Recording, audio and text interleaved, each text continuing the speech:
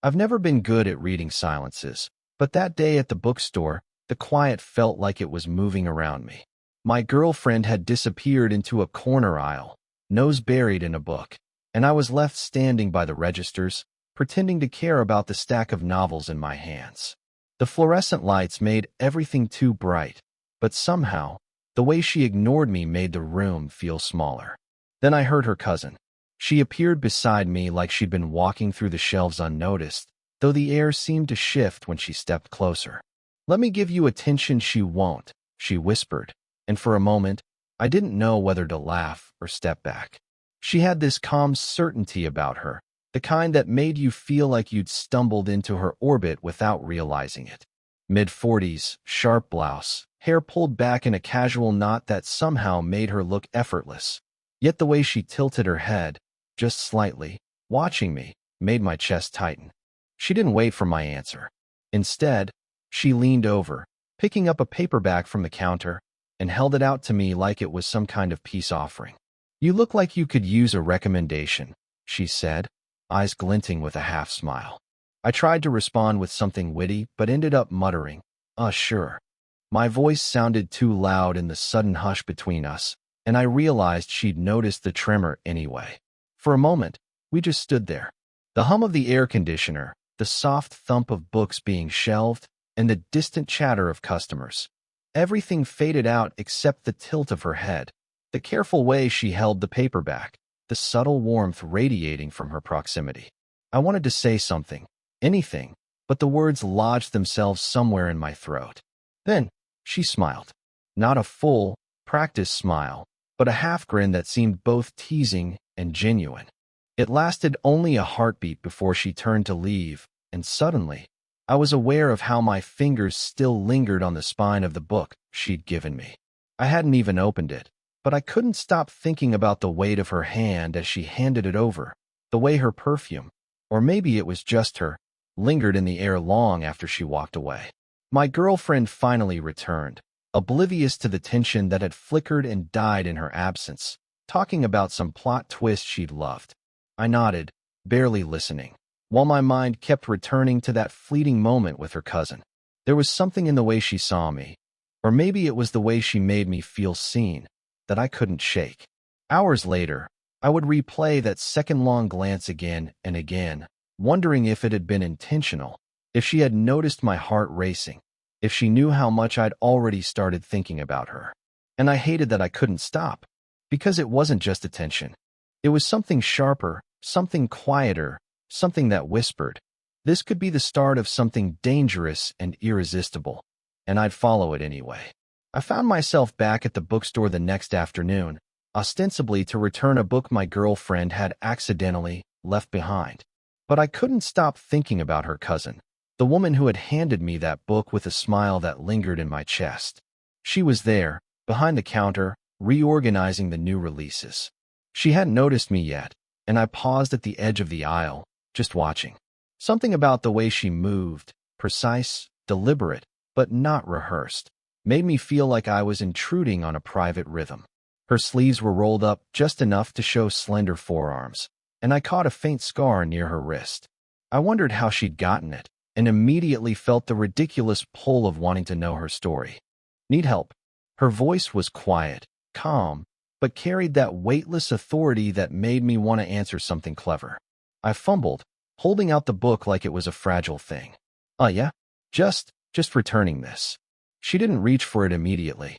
Instead, she studied me for a second that stretched longer than I expected. Then her lips twitched, a tiny lift that didn't reach her eyes, and finally, she took it from me. Her fingers brushed mine, brief but charged, and I felt heat spike in my chest. "I saw you here yesterday," she said, almost offhand, though there was a catch in her tone, a subtle hesitation. "You don't usually come around alone." I shrugged, trying to sound casual. "Guess I like browsing." My voice sounded small, even to me. She didn't smile this time. Instead, she leaned against the counter, resting her weight on one elbow. There was a faint tension in her posture, the way her shoulders curved inward slightly, as if she were protecting herself from something. For the first time, I saw a glimpse of weariness in her, lines under her eyes, a faint slump in her back, the sort of exhaustion that comes from holding a lot in. "You look tired," I said before I could stop myself. She glanced at me sharply, like I'd crossed some invisible boundary, and then looked away, brushing a stray strand of hair from her face. "It's been a long week," she murmured. Her fingers fidgeted with a pen on the counter, twisting it between her hands. I noticed the small gestures, the quiet human hesitations that she tried to hide, and my chest tightened in a way I couldn't quite explain. For a moment, silence settled over us, heavy but not uncomfortable. The hum of the air conditioner, the distant shuffle of books, the faint scrape of a chair, it all faded into the background. I wanted to say something, anything, to ease the tension, but I didn't. Instead, I simply watched her, memorizing the curve of her lips, the tilt of her head, the way her eyes softened for the briefest instant when she thought no one was looking. Then she laughed, soft, almost reluctant, at a joke she'd made to herself. And just like that, the air shifted. That laugh carried a strange intimacy, an unspoken permission, and I realized I was holding my breath, reluctant to blink and miss it. When she looked up at me, our eyes met just long enough to say something without words. My hand itched to reach out, but I didn't. I didn't need to. That charged, quiet moment, the flicker of her vulnerability, the pull I couldn't name, was enough. I left the bookstore that day with the book still in my bag, but her presence pressed into my chest like a secret I wasn't ready to share. And somewhere in the quiet between us, I knew I'd be back. It was past 8, the storm hammering against the windows of the hotel lobby where I'd agreed to help her organize a small reading event. The air smelled faintly of wet pavement and old coffee, and the dim light made the room feel smaller, tighter, like it was holding its breath with me. She was kneeling by a stack of chairs, carefully aligning them in uneven rows. Her blouse had slipped slightly at the shoulder, and I caught the curve of her collarbone before I could look away. I quickly forced my gaze to her hands, long, elegant, slightly calloused at the fingertips, and how they moved with precision, but still hesitated just enough on certain chairs, as if deciding how much effort to expend. "You've got a lot of patience," I said quietly, kneeling beside her to lift a chair. She didn't answer immediately, only gave a small half-smile that barely reached her eyes. I could see the fatigue in the slight slump of her shoulders, the faint tremor in her fingers as she adjusted chair leg. "I try," she murmured finally, almost too softly for me to hear over the storm. There was a pause, then a sudden laugh, light and brittle. "I mean, someone has to make sure it doesn't all collapse in chaos." I noticed the way she flinched slightly when a clap of thunder shook the windows. Without thinking, I reached instinctively to steady the chair she was holding, our fingers brushing. She froze, hand pressed against mine for just a heartbeat longer than necessary, and the air between us thickened. I swallowed, aware of a pull I had no business feeling. A sudden beep from her phone broke the moment. Her ex, I assumed, by the name flashing on the screen. Her face stiffened, the guarded layers she usually wore snapping back into place. She glanced at me, apologetic, but distant, and answered the call. I stayed quiet, holding my breath as I watched her posture shift, the tension radiating from her like static. The storm outside seemed louder now, or maybe it was just my heart. I wanted to say something, something reckless, human, but the words stuck behind my teeth. Instead, I knelt there, side by side with her, pretending to arrange chairs while stealing glances at the small quiver of her lips, the subtle flare of her nostrils, the soft curve of her jaw. We were almost close enough to touch again, really close, and I felt the temptation, the strange gravity pulling me toward her. But then, her phone beeped again, the interruption cutting through the fragile thread of intimacy. She straightened, a professional mask back in place, and I nodded, trying to hide the ache that prickled in my chest.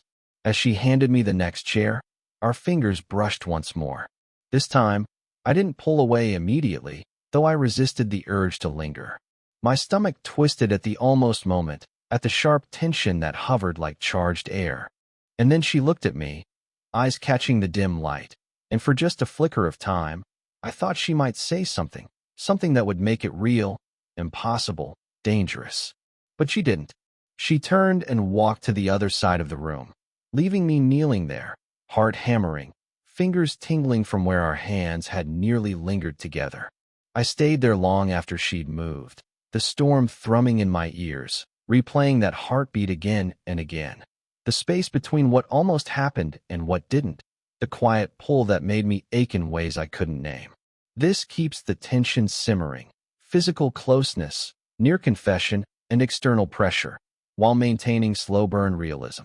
We ended up on the balcony, the city below drowned in rain and neon reflections. The storm from the night before had left the streets wet and glistening, and the hum of distant traffic filled the silence between us. I thought the quiet would be comfortable, but sitting side by side on the cold metal railing, it felt sharp, like the pause before a confession. She didn't speak at first, only pulled her cardigan tighter around her shoulders, staring at some point in the distance that I couldn't see. I watched her fingers fidget with the hem, twisting it over and over as though it were some fragile knot she was trying to untangle. Every small movement made my chest tighten. I wanted to say something, anything, but my words felt too loud for the fragile space we shared. Instead, I cleared my throat, muttering, "I didn't expect it to be so quiet up here." She gave a small, humorless laugh, and I realized it was the closest she'd come to acknowledging the tension. "Yeah," she said softly, finally turning her gaze to me.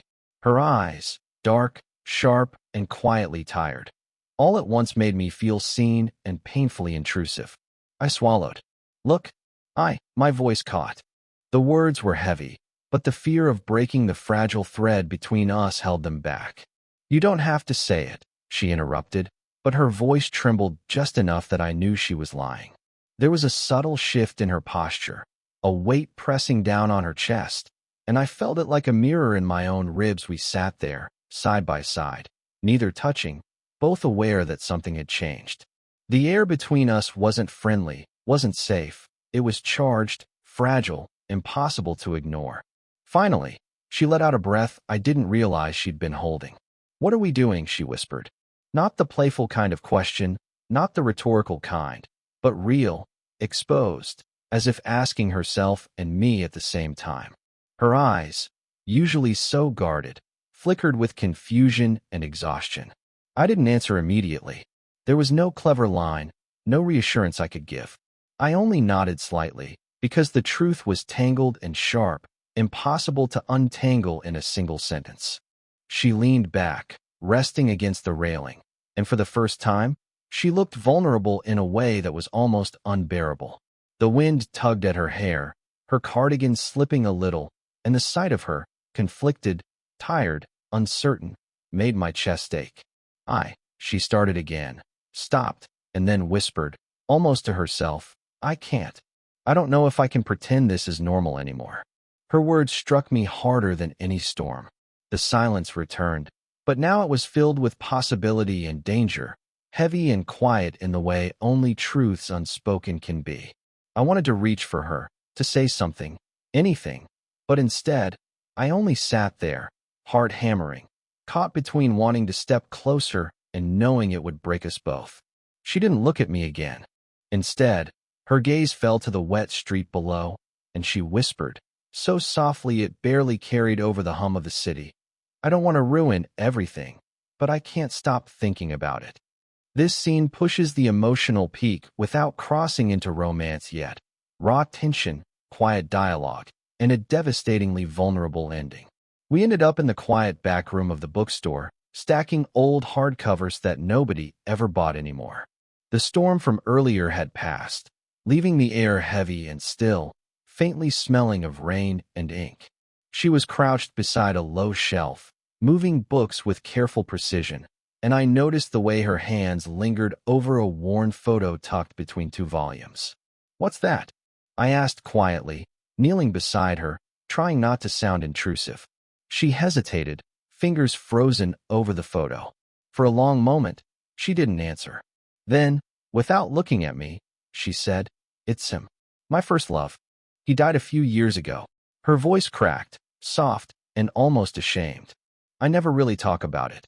I felt my chest tighten, the sudden intimacy of the confession hitting me like a cold wind. I'm sorry, I murmured, unsure what else to say. My hand hovered near hers, not daring to reach. She exhaled slowly, letting the words settle into the quiet room. I keep thinking about what I could have done differently. You know, how things end up suddenly. Her gaze stayed fixed on the photo, distant and fragile. I didn't know what to do, so I just sat there, shoulder almost touching hers, letting the silence carry the weight of her truth.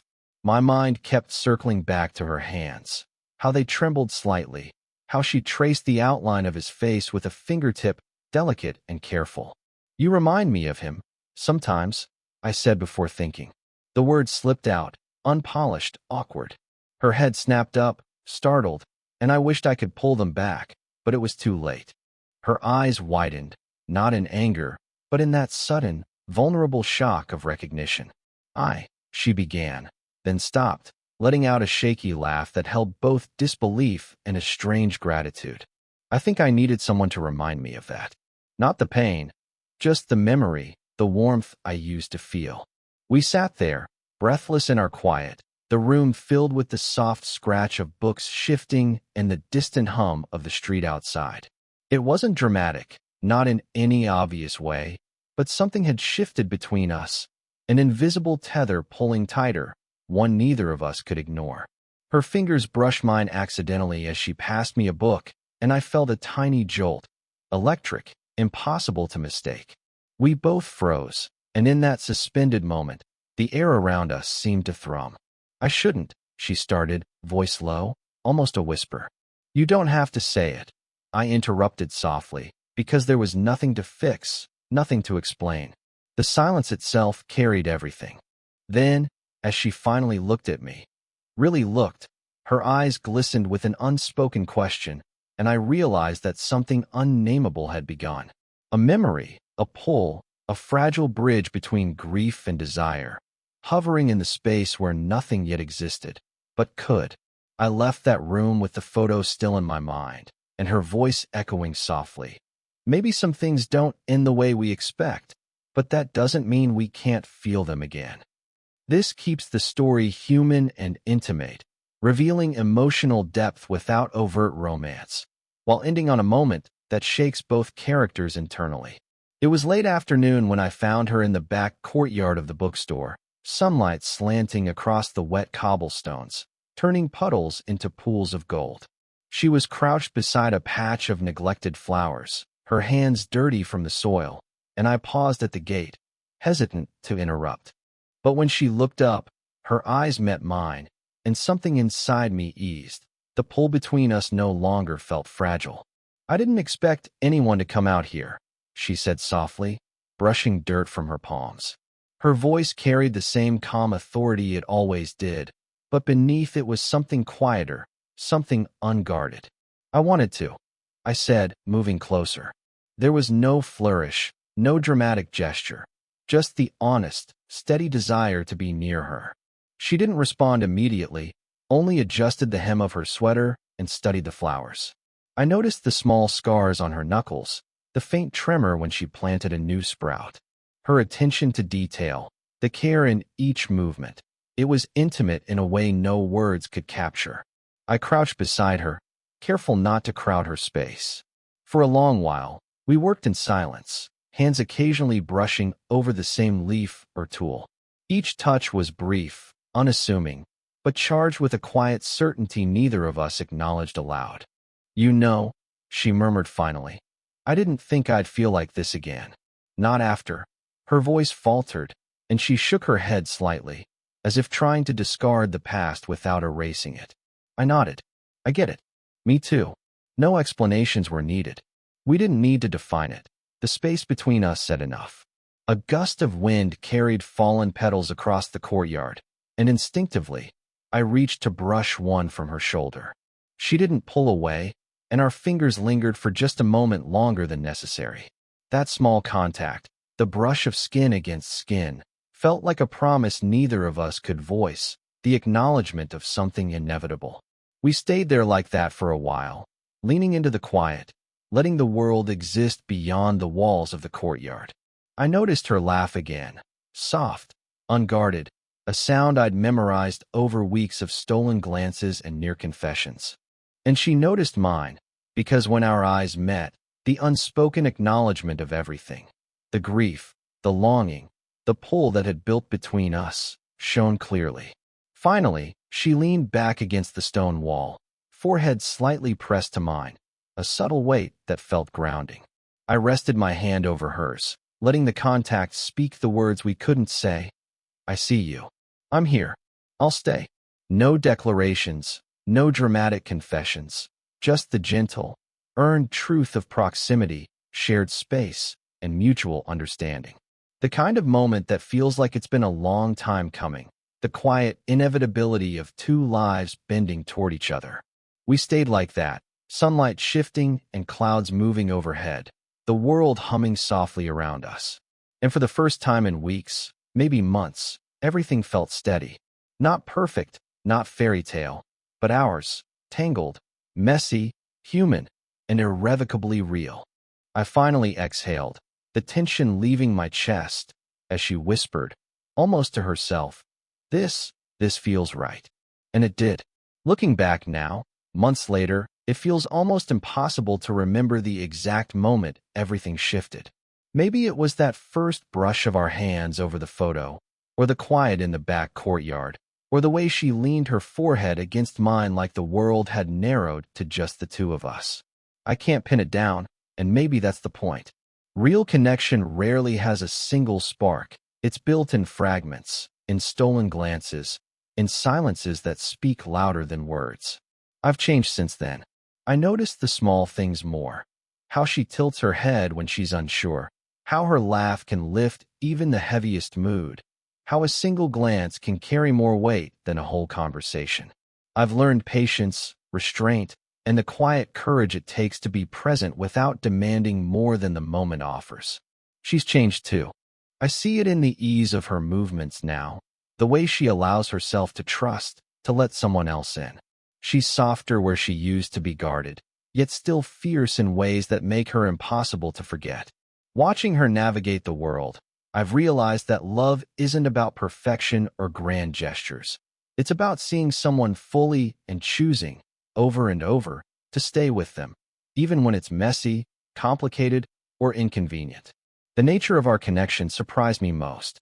I expected passion, fireworks, the kinds of stories that people tell loudly. Instead, what we have is quieter, subtler, but infinitely more powerful. It's in the hand I reach for in the morning, the silent support in a glance, the comfort of knowing someone truly sees you.